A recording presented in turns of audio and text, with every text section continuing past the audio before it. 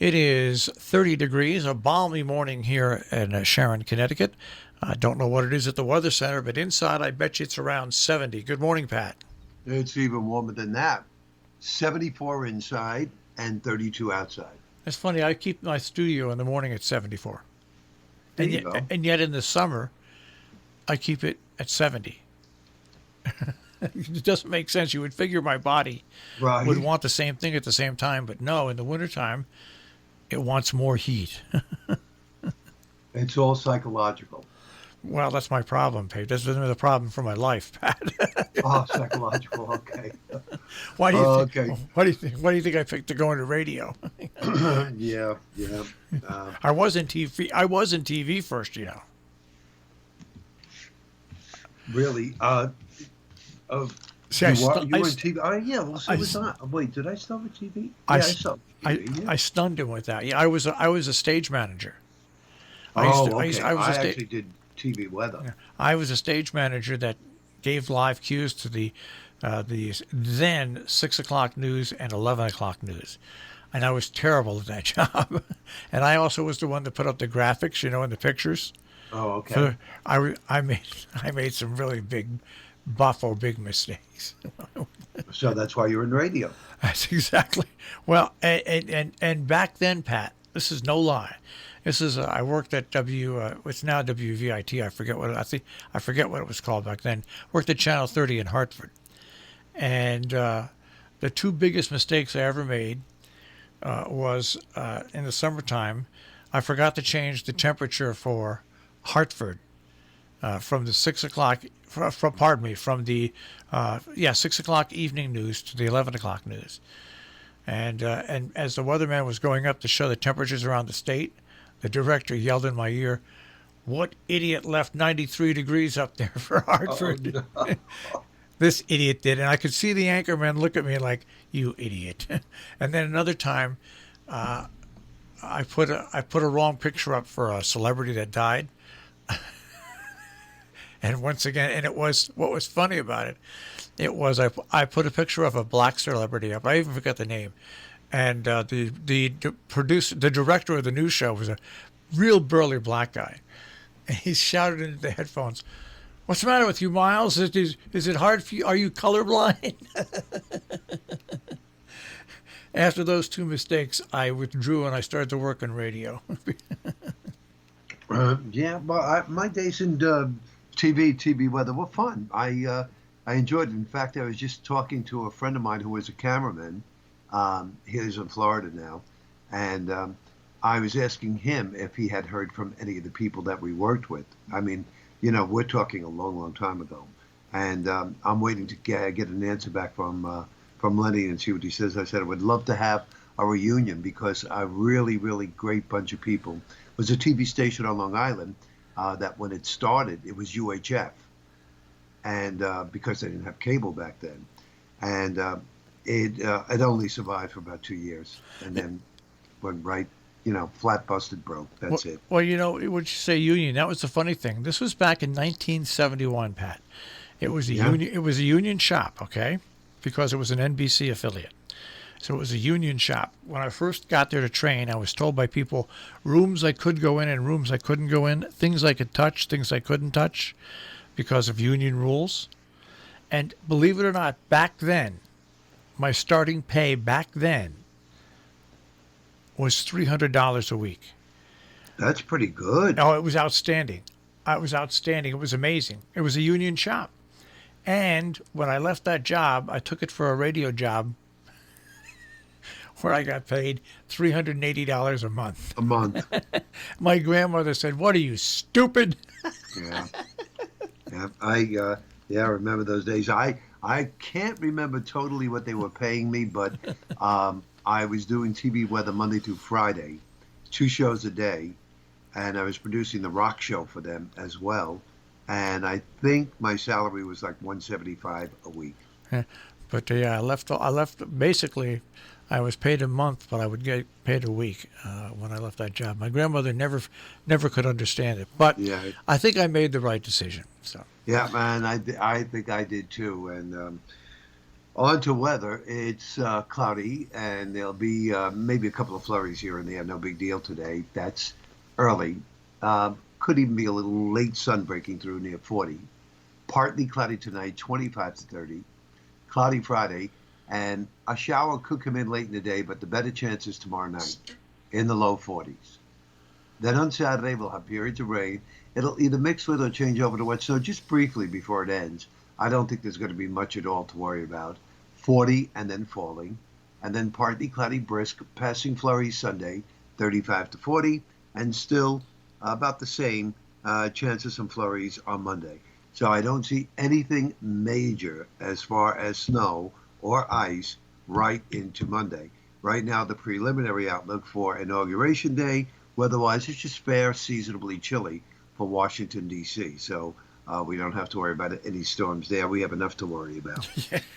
We really do. So let me tell you about my little episode yesterday. Uh-oh. About what? It's not no big deal, but I said, let me hop down the road and get my hair cut. So I went in, and my hair cutter was there, Kobe, with one guy on the chair. That was it. Place was empty, and he was just about finished. So the guy left, and Kobe's a very young man. I think maybe no more than 30. He just got married, and sat in the chair. And I said to him, "So how you been?" He said, "I thought I was going to see you before Christmas." I said, "Yeah, well, got busy." And he said, "It's a good thing because I've been out for a month." I said, "What happened?" He said, "I had COVID." I said, "Oh, no." He said, "Yeah." He said, "I got COVID. My wife got it, and my mom and my dad." I said, "And how?" He said, "They all did pretty well." He said, "My dad had some symptoms for a day." He said, "My mom had it a little worse." He said, "My wife wasn't bad." He said, "But I had it about the worst." I said, "You're kidding." And I'm sitting in that chair, Marshall, and you have no idea how I wanted to run out. That's right. I said, "When did you get this, Kobe?" And he said, "Oh, I got it December 17th. And I'm thinking to myself, I didn't want him to see, but I'm thinking, I think I'm safe. And I said, "Well, have you been tested since?" He said, "Oh, yeah, I was tested Monday. I took the rapid test. It was negative." I said, "I don't believe those rapid tests." He goes, "No, they're probably accurate." He said, "Because there were people also in the same room that got tested and were positive." He said, "But mine came out negative." I said, "Oh, I see." He goes, "And I feel fine except for some lingering cough." I said, "Oh, all right." He says, "And I'm getting my strength back." So I left there yesterday, and I'm thinking to myself, did I really need that haircut? How paranoid can you be in times like this? I think it's terrible, the way we have to live. Well, at least you didn't have in the old days you could have had a pager on you and you could have said, "Oh, I gotta go, got an emergency." Yeah, yeah. Well, I have my cell phone, but that I always have the ringer off. So, but in any event, it has been what he got it the 17th, so it's been like 25 days. Yeah. And he only returned to work last week, so I'm thinking I am okay. And he wore a mask, so I'm thinking I'm okay. But I was very paranoid yesterday, and I'm just thinking how times have changed. How times have changed. Because let's face it, if you were in the barbershop getting a haircut and he told you or she told you, "Yeah, I had the flu last week," you wouldn't think too much of it. You would just say to yourself, "Well, hope I don't get it," and just walk out. But for some reason, when you hear COVID, your whole body tenses up and freezes. And now they got this strain and that strain, and and what about this? And he said to me, "Are you taking the vaccine?" I said, "Yeah, why?" I said, "As soon as I can get an appointment." And he said, "I don't know." He said, "My wife was reading a lot of stuff on the internet that people have taken the vaccine and died from it." Oh, I said, "What?" his problem is he's looking at all these wacko sites. Yeah, and then I looked it up, and yeah, when Pfizer was in the study group, 6 people did pass away in the study group, 4 of which was given a placebo of salt and water. So it obviously had nothing to do with the vaccine, and I forgot what happened with the other 2. So, and I haven't heard anything, and neither have you. And also when they give you the vaccination, you have to hang around for 15 to 20 minutes, even if it's a drive-through site, so Right. they see how you react. With every vaccine, there's always a slight medical problem that can happen. It's just Right. it's just the way medicine is. Was But yeah. In but, but too fact, many too many people see these stupid websites that bring up false and fake information. right. And Fake yeah. news. You're right. And just panic everybody. But a friend of mine went to the chiropractor locally, and they all had the shots.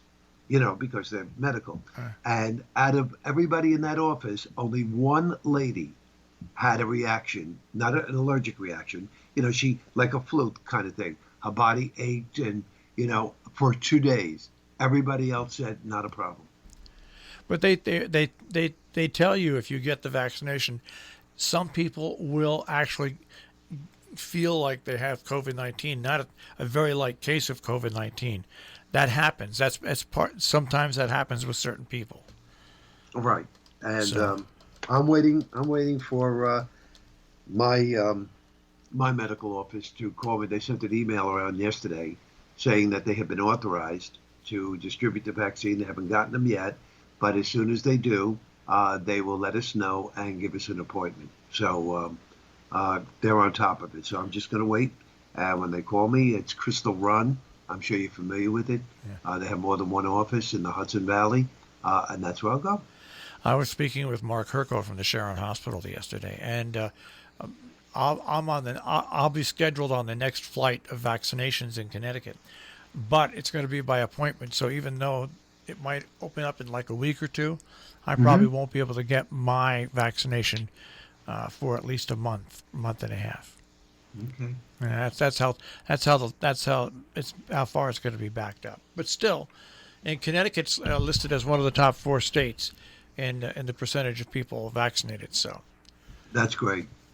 So we'll see what happens. But there's people, because they saw all these science fiction movies. There's people out there that think that this vaccination will turn you into zombies, like all these movies. Yeah. But people believe this stuff they see on the internet. They just do. Yeah, I know. I know. Crazy, crazy, crazy. Crazy. Well, in the meantime, everybody be safe on that note, and back tomorrow morning, and we'll do the weekend. All right, Pat. Speak to you tomorrow, bright and early. Okay, bye, Marshall. Take care. Pat Pagano with the Weather Center this morning, once again with a check on our tri-state forecast here on Robin Hood Radio.